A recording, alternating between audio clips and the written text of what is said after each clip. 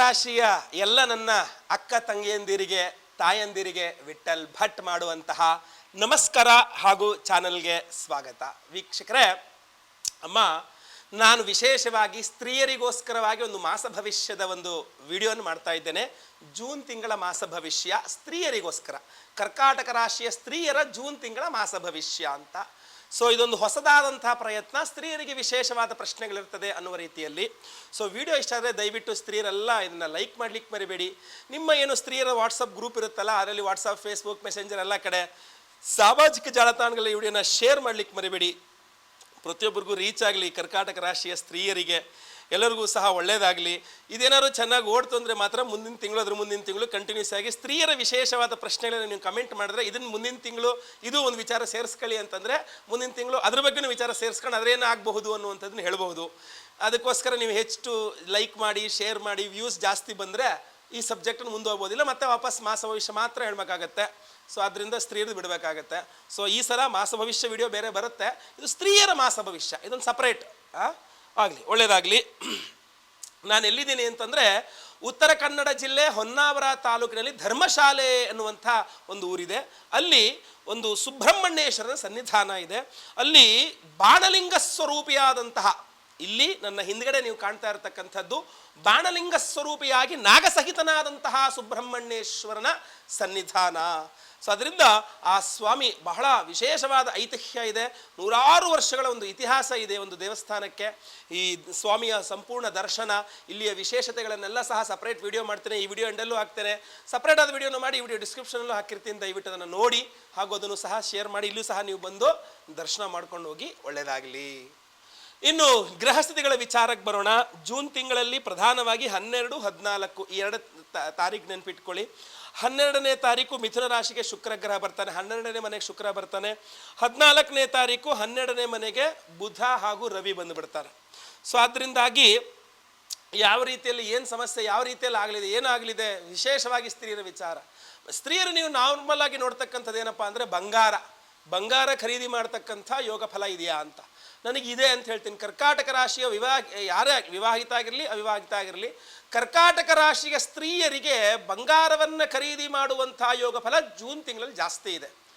ಸಮಸ್ಯೆ ಏನಪ್ಪ ಅಂದರೆ, ದುಡ್ಡು ಸ್ವಲ್ಪ ಶಾರ್ಟೇಜ್ ಆಗುತ್ತೆ. ಸಾಲ ಮಾಡಿ ಅದನ್ನು, ಈಗ ನಾನು 10 ಗ್ರಾಮ್ ತಗೋಬೇಕು ಅಂತ ಅಂದ್ಕೊಂಡಿದ್ರಿ, 10 ಗ್ರಾಮಿಗೆ ವ್ಯವಸ್ಥೆ ಮಾಡ್ಕೊಂಡು ಹೋಗಿದ್ರಿ ದುಡ್ಡು ಇತ್ಯಾದಿಗಳು, ಅಲ್ಲೋದ್ಮೇಲೆ 12, 14 ಏನೋ ಆಗೋಯಿತು, ಬಂಗಾರ ರೇಟ್ ಜಾಸ್ತಿ ಆಗೋಗಿದೆ. ಸೊ ಆದ್ದರಿಂದ ಯಾರಿಗೋ ಫೋನ್ ಮಾಡಿಕೊಂಡು, ಫೋನ್ ಪೇ ಮಾಡಿಸ್ಕೊಂಡು, ಮತ್ತೊಂದೇನೋ ಮಾಡಿಸ್ಕೊಂಡು, ದುಡ್ಡು ಹಾಕ್ಸ್ಕೊಂಡು, ಸಾಲ ಮಾಡಿಕೊಂಡು, ಅದು ನನಗಿದು ಬೇಕೇ ಬೇಕು ಅಂತ ಹಠಕ್ಕೆ ಬಿದ್ದು ಸಾಲ ಮಾಡ್ಕೊಂಡವರು ಬಂಗಾರ ಖರೀದಿ ಮಾಡ್ತೀರಾ ಅಂತ ಕಂಡು ಬರ್ತಾ ಇದೆ. ಇನ್ನು ಕೆಲವರು ಬಂಗಾರವನ್ನು ಅಡಮಾನ ಇಟ್ಟು ಕೂಡ ಸಾಲ ತೆಗೆದುಕೊಳ್ತೀರಾ ಅಂತಲೂ ಕಂಡು ಬರ್ತಾ ಇದೆ. ಅದು ಸ್ವಲ್ಪ ಚೆನ್ನಾಗಿ ದುಡ್ಡು ಬರುತ್ತೆ, ನೀವು ಅನ್ಕೊಂಡಿದ್ದಕ್ಕಿಂತ ಜಾಸ್ತಿ ದುಡ್ಡು ಬರುತ್ತೆ. ಬಟ್ ಬಂಗಾರ ಆಡ ಇಡೋವಂಥದ್ದು ದರಿದ್ರ. ಗೋಲ್ಡ್ ಲೋನ್ ಅಂತ ಅಡ್ವರ್ಟೈಸ್ಮೆಂಟ್ ಕೊಡ್ತಾರೆ ಅಂತ ನೀವು ಇರೋ ಗೋಲ್ಡ್ ತೊಗೊಂಡೋಗಿ ಅಲ್ಲಿ ಆಡ ಇಟ್ಟರೆ ಅಷ್ಟು ದಟ್ಟದರಿದ್ರೆ ಇನ್ನೊಂದಿಲ್ಲ. ಸೊ ಅದರಿಂದ ಯಾರು ಬಂಗಾರ ಆಡ ಇಡಕ್ಕೆ ಹೋಗಬೇಡಿ. ನೆಕ್ಸ್ಟ್ ಬರ್ತಕ್ಕಂಥದ್ದು ಆರೋಗ್ಯ ಯಾವ ರೀತಿಯಲ್ಲಿ ಇರಲಿದೆ ನಿಮ್ಮದು ಅಂತ ಕೇಳಿದ್ರೆ, 14ನೇ ತಾರೀಕು ತನಕ ಎಲ್ಲ ಚೆನ್ನಾಗಿದೆ, ಸೂಪರ್. 14ನೇ ತಾರೀಕಿನ ನಂತರ ಮಾತ್ರ ಸಮಸ್ಯೆ. ಅದು ಕೆಲಸಕ್ಕೆ ಹೋಗ್ತಕ್ಕಂತಹ ಏನು ಸ್ತ್ರೀಯರಿದಿರಲ್ಲ, ಕರ್ಕಾಟಕ ಸ್ತ್ರೀಯರು ಕೆಲಸಕ್ಕೆ ಹೋಗ್ತಕ್ಕಂಥವ್ರು ಅಲ್ಲಿ ತುಂಬ ಹಿಂಸೆ ಕೊಡ್ತಾರೆ. ಅಂದರೆ ಮೆಂಟಲ್ ಟೆನ್ಷನ್ಸ್ ಜಾಸ್ತಿ ಕೊಡ್ತಾರೆ. ಅದನ್ನೆಲ್ಲ ಮನೆಗೆ ಹೊತ್ಕೊಂಡು ಬಂದು ಮನೆಯಲ್ಲಿ ನೀವು ಗಂಡನ ಮೇಲೆ, ಮಕ್ಕಳ ಮೇಲೆ ಅಥವಾ ನಿಮ್ಮ ಮೇಲೆ ನೀವೇ ಅದನ್ನು ಪ್ರೆಷರ್ ತೋರಿಸ್ಕೊಂಡು ಆರೋಗ್ಯ ಹಾಳು ಮಾಡ್ಕೊಳ್ತೀರಾ. ಸೊ ಪ್ರೆಷರ್ ಜಾಸ್ತಿಯಾಗಿ, ವರ್ಕ್ ಪ್ರೆಷರ್ ಅದು ಜಾಸ್ತಿಯಾಗಿ ಸ್ವಲ್ಪ ಆರೋಗ್ಯ ಹಾಳಾಗುತ್ತೆ ಸ್ತ್ರೀಯರದು, ಕರ್ಕಾಟಕ ರಾಶಿಯರದು ಅಂತ ಕಂಡು ಬರ್ತಾ ಇದೆ.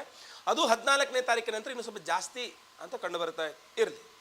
ಇನ್ನು ಅದಕ್ಕೆ ಪರಿಹಾರ ಮಾಡಬೇಕು ಅಂದ್ರೆ ಮೊದಲು ಮಾನಸಿಕವಾಗಿ ನೀವು ಸಿದ್ಧರಾಗಿರ್ಬೇಕು, ಅದನ್ನೆಲ್ಲ ಎದುರಿಸ್ಲಿಕ್ಕೋಸ್ಕರ. ಗೊತ್ತಾಯ್ತಲ್ವಾ? ಅದಕ್ಕೊಂದು ವಿಶೇಷವಾದ ಪರಿಹಾರವನ್ನು ವಿಡಿಯೋ ಎಂಡಲ್ಲಿ ಹೇಳ್ತೇನೆ, ದಯವಿಟ್ಟು ನೋಡ್ಕೊಳ್ಳಿ ಇಲ್ಲಿ ತನಕ. ನೆಕ್ಸ್ಟ್ ಬರ್ತಕ್ಕಂಥದ್ದು ವಿವಾಹಾದಿ ವಿಚಾರಗಳು. ಗುರುಬಲ ಇದೆ, ವಿವಾಹಕ್ಕೆ ಪ್ರಯತ್ನ ಮಾಡಬಹುದಾ ಅಂದರೆ ಖಂಡಿತ ಹೌದು. ಗುರುಬಲ ಇದೆ, ಖಂಡಿತ ಪ್ರಯತ್ನ ಮಾಡಬಹುದು. ಆದರೆ ಶುಕ್ರ ಗ್ರಹ ಅಂದರೆ ವಿವಾಹ ಕಾರಕ 14ನೇ ತಾರೀಕಿನ ನಂತರ 12ನೇ ಮನೆ ವ್ಯಯಸ್ಥಿತನಾಗ್ಬಿಡ್ತಾನೆ, 12ನೇ ಬಂದ್ಬಿಡ್ತಾನೆ. ಆದ್ದರಿಂದ ಮೊದಲೆರಡು ವಾರಗಳಲ್ಲಿ ಮಾಡುವಂತಹ ವಿವಾಹ ಪ್ರಯತ್ನಗಳು, ಕರ್ಕಾಟಕ ರಾಶಿಯ ಸ್ತ್ರೀಯರಿಗೆ ಜೂನ್ ತಿಂಗಳ ಮೊದಲೆರಡು ವಾರಗಳಲ್ಲಿ ಮಾಡುವ ಪ್ರಯತ್ನಗಳು ಸಕ್ಸಸ್ ಆಗುತ್ತೆ. ಅದರ ನಂತರ ಮಾಡುವ ಪ್ರಯತ್ನಗಳು ಸ್ವಲ್ಪ ಹಿನ್ನಡೆ ಆಗುವ ಸಾಧ್ಯತೆ ಜಾಸ್ತಿ ಇದೆ, ಗಮನಿಸ್ಕೊಳ್ಳಿ. ಇನ್ನು ಮದುವೆ ಆಗೋಗಿದೆ, ಗಂಡನ ಜೊತೆಗೆ ಹೆಂಗಿರುತ್ತೆ, ಗಂಡನ ಆರೋಗ್ಯ ಹೆಂಗಿರುತ್ತೆ, ನಿಮ್ಮ ಹಾಗೂ ನಿಮ್ಮ ಗಂಡನ ಮಧ್ಯದಲ್ಲಿ ಹೆಂಗಿರುತ್ತೆ ಅಂತ ನೋಡ್ಲಿಕ್ಕೆ ಹೋದಾಗ, ಗಂಡನ ಆರೋಗ್ಯ ಅನ್ನತಕ್ಕಂಥದ್ದು ಚೆನ್ನಾಗೇ ಇರುತ್ತೆ. ಏನಂತ ತುಂಬ ತೀರಾ ಯೋಚನೆ ಮಾಡೋ ಅವಶ್ಯಕತೆ ಇಲ್ಲ. ನಿಮ್ಮ ಹಾಗೂ ನಿಮ್ಮ ಗಂಡನ ನಡುವೆ ಒಂದು ಸ್ವಲ್ಪ ಮನಸ್ತಾಪಗಳು ಬರತಕ್ಕಂಥದ್ದು 14ರ ನಂತರ. ಅದೊಂದು ಸ್ವಲ್ಪ ಗಮನಿಸ್ಕೊಳ್ಳಿ, ಅದು ಜಾಸ್ತಿ ಆಗದಿರಾಗ ನೋಡ್ಕೊಳ್ಳಿ. ಇಲ್ಲ ಅದನ್ನು ತಪ್ಪಿಸ್ಕೊಳ್ಬೇಕು ಅಂತಂದರೆ ನೀವು ನಿಮ್ಮ ಯಜಮಾನರು ಇಬ್ಬರು ಸಹ 14ನೇ ತಾರೀಕು ನಂತರ ಒಂದು ಟೂರ್ ಹೋಗಿ ಬಂದರೂ ಸಹ, ಒಂದು ದೇವಸ್ಥಾನಗಳಿಗೆ ಕ್ಷೇತ್ರಗಳಿಗೆ ದರ್ಶನ ಮಾಡ್ಕೊಂಬಂದರೂ ಸಹ ಒಳ್ಳೆಯದೇ, ಕೃಪಗೆ ಇದಾಗುತ್ತೆ. ಇನ್ನು ಅತ್ತೆ ಮಾವಂದಿರ ಜೊತೆಗೆ ಹೇಗಿರಲಿದೆ ಅನ್ನುವಂಥದ್ದು. ಅತ್ತೆ ಮಾವಂದಿರ ಜೊತೆಗೆ, ಮಾವನ ಜೊತೆಗೆ ನಿಮ್ಗೆ ಅಂಥ ಸಮಸ್ಯೆ ಏನಾಗಲಿಕ್ಕಿಲ್ಲ ಅಂತ ಕಂಡು ಬರ್ತಾ ಇದೆ. ಅತ್ತೆ ಜೊತೆಗೆ ಒಂದು ಸ್ವಲ್ಪ ನೀವು ಹೇಳಿದ ನಿಮ್ಮ ಅತ್ತೆಗಾಗಲಿಲ್ಲ, ನಿಮ್ಮ ಅತ್ತೆ ಹೇಳಿದ ನಿಮಗಾಗಿಲ್ಲ, ಈ ಥರದ್ದೆಲ್ಲ ಸ್ವಲ್ಪ ಸಮಸ್ಯೆಗಳು ಬರಬಹುದು. ಅದನ್ನು ನೀವು ಆದಷ್ಟು ಏನೋ ಸ್ವಲ್ಪ ಕಾಮ್ ಆ್ಯಂಡ್ ಕೂಲಾಗಿ ನಿಧಾನವಾಗಿ ಅದನ್ನು ಬಗೆಹರಿಸ್ಕೊಳ್ಳಿ. ಜಗಳ ಮನಸ್ತಾಪಗಳಾಗದಾಗ ನೋಡ್ಕೊಳ್ಳಿ. ನಿಮ್ಮ ಕೈನಲ್ಲೇ ಇರತಕ್ಕಂಥ ವಿಚಾರ. ಮಾವನ ಜೊತೆ ಜಗಳ ಬರಲ್ಲ, ಅತ್ತೆ ಜೊತೆಗೆ ಬರುತ್ತೆ ಅಂತ ಕಂಡು ಬರ್ತಾ ಇದೆ. ಇನ್ನು ತವರು ಮನೆಯ ವಿಚಾರಗಳು ಯಾವ ರೀತಿಯಲ್ಲಿ ಇರಲಿದೆ? ತವರು ಮನೆಯ ವಿಚಾರದಲ್ಲಿ ಬಹಳ ಅನುಕೂಲಗಳಿದೆ. 14ರ ನಂತರ ಸ್ವಲ್ಪ ನಿಮ್ಮ ಅಣ್ಣನೋ ತಮ್ಮನೋ ಸ್ವಲ್ಪ ಇಲ್ಲ ನಾನು ಹಂಗಲ್ಲ ಹೇಳಿದ್ದು, ನಾನು ಹಿಂಗಲ್ಲ ಹೇಳಿದ್ದು ಅಂತ ಹೇಳ್ಬಿಟ್ಟು ಸ್ವಲ್ಪ ಮಾತು ತಪ್ಬೋದು, ಆಯಿತಾ? ಆದರೆ ತಂದೆ ಮಾತು ತಪ್ಪುವ ಸಾಧ್ಯತೆ ಇಲ್ಲ. ಇಲ್ಲ ನನ್ನ ಮಗಳಿಗೆ ಹೇಳಿದ್ದೀನಿ, ನಾನು ಇಷ್ಟು ನನ್ನ ಮಗಳಿಗೆ ಕೊಡ್ತೀನಿ ಅಂತ ತಂದೆ ಗಟ್ಟಿ ಕೂತ್ಕೊಳ್ತಾರೆ. ಬಟ್ ನಿಮ್ಮ ಅಣ್ಣ ಅಥವಾ ತಮ್ಮ ಇದಾರಲ್ಲ, ಮೊದಲು ಹೌದೌದು ಆಯ್ತಾಯ್ತು ಅಕ್ಕಂಗೆ ಕೊಡ್ತೀನಿ ತಂಗಿಗೆ ಕೊಡ್ತೀನಿ ಅಂದವರು 14ನೇ ತಾರೀಕು ದಾಟಿದ ಮೇಲೆ ಇಷ್ಟೆಲ್ಲ ಕೊಡ್ಬೇಕು, ಹಿಂಗೆ ಕೊಡ್ಬೇಕು, ಅದು ಕೊಡ್ಬೇಕು, ಆಗಲ್ಲ ಅಂತ ಕೈ ಕೊಡುವ ಸಾಧ್ಯತೆ ಜಾಸ್ತಿ ಇದೆ. ಯೋಚನೆ ಮಾಡ್ಕೊಳ್ಳಿ ತವರು ಮನೆಯ ವಿಚಾರದಲ್ಲಿ. ಮಕ್ಕಳ ವಿಚಾರದಲ್ಲಿ ಸಂತಾನಕ್ಕೆ ಪ್ರಯತ್ನ ಮಾಡತಕ್ಕಂಥ ಕರ್ಕಾಟಕ ರಾಶಿಯ ವಿವಾಹಿತ ಸ್ತ್ರೀಯರಿಗೆ ಅದ್ಭುತವಾದಂತಹ ಯೋಗ ಫಲಗಳು ಖಂಡಿತವಾಗಿ ಇದೆ, ಏನು ತೊಂದರೆ ಇಲ್ಲ. ಜೂನ್ ತಿಂಗಳು ಮೊದಲೆರಡು ವಾರಗಳಲ್ಲಿ ಪ್ರಯತ್ನ ಮಾಡಿದ್ರೆ ಅತ್ಯುತ್ತಮ ಅನ್ನುವಂಥ ಅಂತ ಅನಿಸ್ತಾ ಇದೆ. ನಿಮ್ಮ ಒಂದು ವೈಯಕ್ತಿಕ ಜಾತಕ ಪರಿಶೀಲನೆ ಮಾಡಿಕೊಂಡ್ರೆ ಇನ್ನೂ ಒಳ್ಳೆಯದು. ಪರಿಹಾರಾದಿಗಳು ಬಹಳ ಮುಖ್ಯ.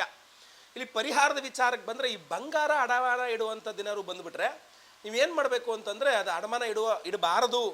ಯಾಕೆಂದರೆ ಯಜಮಾನ್ರು ಕೇಳಿದ್ರು ಬಂಗಾರ ಇದು ಇಟ್ಬಿಡೋಣ, ನೆಕ್ಲೆಸ್ ಇಟ್ಬಿಡೋಣ, ಚೈನ್ ಇಟ್ಬಿಡೋಣ ಅಂತಂದರು. ನಿಮಗೆ ಇಡಕ್ಕೆ ಮನಸ್ಸಿಲ್ಲ. ಏನು ಮಾಡಬೇಕು, 3 ಅಥವಾ 5 ವೀಳ್ಯದೆಲೆ ತೊಗೊಂಬಂದು ಒಂದು ಅರಿಶಿನದ ದಾರದಲ್ಲಿ ಸುತ್ತಿ ನಿಮ್ಮ ಬಂಗಾರದ ಆ ನೆಕ್ಲೆಸ್ಗೆ ಏನಿದೆ ಆಭರಣ ಅದಕ್ಕೆ ಕಟ್ಬಿಟ್ಟು ಇಟ್ಟಿರಿ. ಅದು ಹೋಗಲ್ಲ, ಹೊರಗಡೆಗೆ ನಿಮ್ಮ ಜೊತೆಗೆ ಇರುತ್ತೆ. ಒಂದು ಪ್ರಯತ್ನ ಮಾಡಿ ನೋಡಿ, ಗೊತ್ತಾಯ್ತಲ್ವಾ? ನಂತರ ಇನ್ನೂ ವಿಶೇಷ ಅಂದರೆ ಆ ಅರಿಶಿನದ ದಾರ ಇನ್ನೊಂದಿದೆ. ಏನಪ್ಪ ಅಂದರೆ, ನಾವು ಮೇ 23ನೇ ತಾರೀಕೆ, ಜೂನಲ್ಲ, ಮೇ 23ನೇ ತಾರೀಕೆ ವೈಶಾಖ ಶುಕ್ಲ ಹುಣ್ಣಿಮೆಯ ದಿವಸ ಪರ್ವಕಾಲ ಸೌಭಾಗ್ಯ ಲಕ್ಷ್ಮಿ ಹೋಮವನ್ನು ಮಾಡಿ ನಿಮಗೊಂದು ಕಂಕಣ ದಾರವನ್ನು ಕೊಡ್ತೇವೆ. ಅದನ್ನೇ ಕಟ್ಟಿಟ್ಟರು ಇನ್ನೂ ಅದ್ಭುತವ. ಇಲ್ಲ ಅಂದರೆ ಅದರೊಂದು ದರ್ಶನ ದಾರ ಕಟ್ಟಿಡಿ. ಅದಕ್ಕೆ ಇಲ್ಲ ನೀವೇನು ಮಾಡ್ಬೋದು, ಯಾರು ಸಂಕಲ್ಪ ಸೇವೆಗೆ ಹೆಸರು ಕೊಟ್ಕೊಂಡ್ರೆ ಮೇ 23ನೇ ತಾರೀಕು ಸೌಭಾಗ್ಯ ಲಕ್ಷ್ಮಿ ಹೋಮವನ್ನು ಮಾಡಿ ಒಂದು ಕಂಕಣ ದಾರವನ್ನು ಕೊಡ್ತೇವೆ. ನೀವು ಕಟ್ಕೊಳ್ಳಿ, ಬೇಕಾದ್ರೆ ನಿಮ್ಮ ಯಜಮಾನರಿಗೂ ಒಂದು ಕಟ್ಟಿ. ಬಹಳ ಮುಖ್ಯವಾಗಿ ಮಹಾ ಕಾಳಸರ್ಪ ಯೋಗ ದೋಷ ಪರಿಹಾರ ಶಾಂತಿ ಹೋಮವನ್ನು ಮಾಡ್ತಾ ಇದ್ದೇವೆ. ಕಾಳಸರ್ಪ ದೋಷದಿಂದ ಮದುವೆ ಆಗ್ತಾ ಇಲ್ಲ, ಮಕ್ಕಳಾಗ್ತಾ ಇಲ್ಲ, ಅಥವಾ ಉದ್ಯೋಗ ಸಿಗ್ತಾ ಇಲ್ಲ, ಆರೋಗ್ಯ ಸರಿ ಇಲ್ಲ, ಏನೇನು ಸಮಸ್ಯೆಗಳಿದೆಯೋ ಕಾಳಸರ್ಪ ಯೋಗ ದೋಷದಿಂದಾಗಿ ಆಗ್ತಾ ಇದೆ ಅಂದರೆ ಅದು ಪರಿಹಾರವಾಗಬೇಕು ಅನ್ನೋ ದೃಷ್ಟಿಯಿಂದ 2 ನಾಗಿನ್ ಅಂತ 2 ನಾಗಬಿಂಬಗಳನ್ನು ಕೊಡ್ತೇವೆ. ಅದನ್ನು ಕೈಯಲ್ಲಿ ಇಟ್ಕೊಂಡು ₹1 ಒಂದು 6 ಕಾಯಿನ್ ಇಟ್ಕೊಂಡು ನಿಮ್ಮ ತಲೆಗೆ ಹಿಂಗೆ 6 ಬಾರಿ ನಿವಾಳಿಸ್ಬಿಟ್ಟು ಹತ್ತಿರದಲ್ಲಿರುವ ಯಾವ್ದಾದ್ರು ದೇವಸ್ಥಾನದ ಹುಂಡಿಯಲ್ಲಿ ಹಾಕ್ಬಿಡಿ. ಸುಬ್ರಹ್ಮಣ್ಯನ ದೇವಸ್ಥಾನ ಆದರೆ ಅತ್ಯುತ್ತಮ, ಆಯ್ತಲ್ವಾ? ಎಲ್ಲ ಹೋಮಗಳ ಭಸ್ಮ, ಎಲ್ಲ ಹೋಮಗಳು ಅಂದರೆ ಆಶ್ಲೇಷ ಬಲಿ ಪೂಜೆ ಇರುತ್ತೆ, ಮಹಾ ಕಾಳಸರ್ಪ ಯೋಗ ದೋಷ ಪರಿಹಾರ ಶಾಂತಿ ಹೋಮ ಇರುತ್ತೆ, ಸಂತಾನ ಗೋಪಾಲಕೃಷ್ಣ ಹೋಮ ಇರುತ್ತೆ, ಸೌಭಾಗ್ಯ ಲಕ್ಷ್ಮಿ ಹೋಮ ಇರುತ್ತೆ, ಗುರು ಶಾಂತಿ ಶನಿ ಶಾಂತಿ ಸಹಿತ ಮಹಾ ನವಗ್ರಹ ಶಾಂತಿ ಹೋಮಗಳಿರುತ್ತೆ. ಇಷ್ಟೆಲ್ಲ ಹೋಮಗಳಿರುತ್ತೆ. ಒಂದು ಸಂಕಲ್ಪ ಸೇವೆ, ಈ ಎಲ್ಲ ಹೋಮಗಳು ನಿಮ್ಮ ಹೆಸರಲ್ಲಿ ಸಂಕಲ್ಪ ಆಗಿ ಎಲ್ಲ ಹೋಮ ಲೈವ್ ನೋಡ್ತೀರಾ, ಪ್ರಸಾದ ಸ್ಪೀಡ್ ಪೋಸ್ಟ್ ಮೂಲಕ ಕಳಿಸ್ಕೊಡ್ತೇವೆ. ಸಂಕಲ್ಪ ಸೇವೆಗೆ ಹೆಸರು ಕೊಡೋರು ದಯವಿಟ್ಟು ಸ್ಕ್ರೀನಲ್ಲಿ ಕಾಣಿಸ್ತಾ ಇರತಕ್ಕಂಥ ನಂಬರ್ಗೆ ನಿಮ್ಮ ಹೆಸರು, ಗೋತ್ರ ಗೊತ್ತಿದ್ರೆ ಗೋತ್ರ, ನಕ್ಷತ್ರ ಗೊತ್ತಿದ್ರೆ ನಕ್ಷತ್ರ, ನಿಮ್ಮ ರಾಶಿ ಕರ್ಕಾಟಕ ರಾಶಿ ನಿಮ್ಮ ರಾಶಿ ನಿಮ್ಮ ವಿಳಾಸಗಳನ್ನು ವಾಟ್ಸಪ್ ಮಾಡ್ಕೊಳ್ಳಿ. ಖಂಡಿತವಾಗಿ ಒಳ್ಳೆಯದಾಗಲಿ. ವಿಡಿಯೋ ಇಷ್ಟ ಆದರೆ ದಯವಿಟ್ಟು ಲೈಕ್ ಮಾಡಲಿಕ್ಕೆ ಮರಿಬೇಡಿ. ಹೊಸದಾದಂಥ ಪ್ರಯತ್ನ ಸ್ತ್ರೀಯರಿಗೆಲ್ಲರಿಗೂ, ನಮ್ಮ ತಾಯಂದಿರಿಗೆ, ಅಕ್ಕ ತಂಗಿಯಂದಿರಿಗೆ ಒಳ್ಳೆಯದಾಗಲಿ. ಶುಭ ಫಲ ಇದ್ದರೆ ಎಲ್ಲ ಪರಿಹಾರವಾಗಲಿ, ಶುಭ ಫಲವೇ ಆಗಲಿ, ನಿಮಗೆ ಒಳ್ಳೆಯದಾಗಲಿ. ಖಂಡಿತವಾಗಿ ವಿಡಿಯೋನ ವಾಟ್ಸಪ್, ಫೇಸ್ಬುಕ್, ಮೆಸೆಂಜರ್ ಎಲ್ಲ ಕಡೆ ಶೇರ್ ಮಾಡಲಿಕ್ಕೆ ಮರಿಬೇಡಿ. ಸಬ್ಸ್ಕ್ರೈಬ್ ಮಾಡ್ಕೊಳ್ಳಿ ಅಂದರೆ ಕಡೆ ಸಬ್ಸ್ಕ್ರೈಬ್ ಅಂತ ಮಾಡಿರುತ್ತೆ, ಸಬ್ಸ್ಕ್ರೈಬ್ ಮಾಡ್ಕೊಳ್ಳಿ. ಮುಂದಿನ ವಿಡಿಯೋದಲ್ಲಿ ಮತ್ತೆ ಪುನಃ ಸಿಗ್ತಾನೆ. ಎಲ್ಲರಿಗೂ ಸಹ ಒಳ್ಳೆಯದಾಗಲಿ. ಲೋಕಾ ಸಮಸ್ತ ಸುಖಿನೋ ಭವಂತು. ನಾರಾಯಣ ನಾರಾಯಣ ನಾರಾಯಣ.